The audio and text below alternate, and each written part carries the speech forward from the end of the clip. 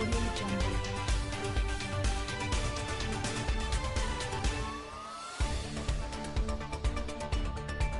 Amid the ongoing turmoil in Afghanistan and Haiti, the Duke and Duchess of Sussex have partnered with several humanitarian organizations through their Archie Foundation to provide aid relief to people in the regions.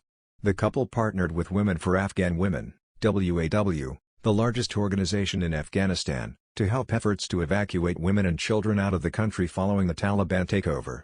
WAW tweeted, "We are immensely grateful for the generosity of the Archie Foundation in support of our efforts to evacuate/relocate thousands of Afghan women, children, families, including our staff." The couple, who stepped down from the royal family last year and relocated to California, also partnered with World Central Kitchen. This global organization provides meals to countries recovering from natural disasters, most recently the 7.2 magnitude earthquake in Haiti last week. The World Central Kitchen also tweeted, "With support from around the world and our partners the Duke and Duchess of Sussex and Archie Foundation joining the relief effort, WCK is now delivering thousands of hot, nutritious meals daily to hospitals and shelters caring for Haitians impacted by the earthquake. Thank you." Following the crisis in Afghanistan and the disaster in Haiti, Meghan and Harry issued a statement on the Archie website. They said, "When any person or community suffers, a piece of each of us does so with them, whether we realize it or not. And though we are not meant to live in a state of suffering, we, as a people, are being conditioned to accept it. It's easy to find ourselves feeling powerless, but we can put our values into action, together." The statement added, "We recognize that many of you may feel helpless right now as you watch the state of the world spin rapidly. It can feel disorienting and defeating, but we have faith in the power of shared purpose, action, and commitment to our collective well-being." Their partnership with the global charities comes as royal expert Richard Fitzwilliams said the couple may not return to the UK for the Queen's Platinum Jubilee next year. Mr. Fitzwilliams told, "The Sussexes are totally unpredictable. I would have thought it likely that they would wish to be involved in the Queen's Platinum Jubilee celebrations, but how and in what way it is impossible to say at the moment." Following their departure from the firm, the couple have made several explosive claims about their time as members of the royal family. In the bombshell interview with Oprah Winfrey in March, Meghan claimed there were conversations about the color of Archie's skin before he was born. Harry also continued his attack on his family following the Oprah interview. Mr. Fitzwilliams added members of the royal family are cautious to speak to the Sussexes as anything they say could be made public. He continued, "Nothing would surprise me. However, after their behavior from January of last year, the fact that an updated version of Finding Freedom is out soon and that Harry's memoir is due out towards the end of next year, means that members of the royal family would be wise to take care if and when they are in contact with them. It could be made public." The royal expert added how the Sussexes know their popularity in Britain is at an all-time low but it is unlikely to deter them from pursuing their agenda.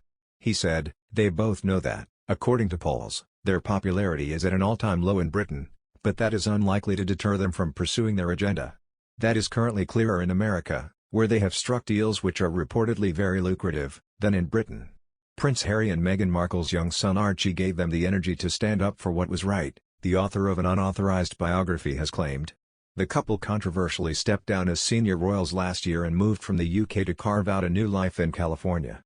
Since then they've bought an £11 million mansion, signed multi-million-dollar deals with the likes of Netflix and Spotify and welcomed their second child Lilibet.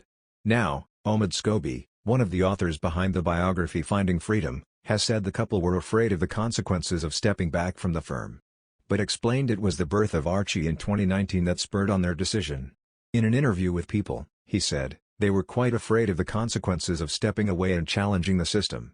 When the couple welcomed Archie, Omid added, "That's what gave them the energy to stand up for what was right for them, regardless of what the consequences were. As we have seen, those consequences have been pretty major."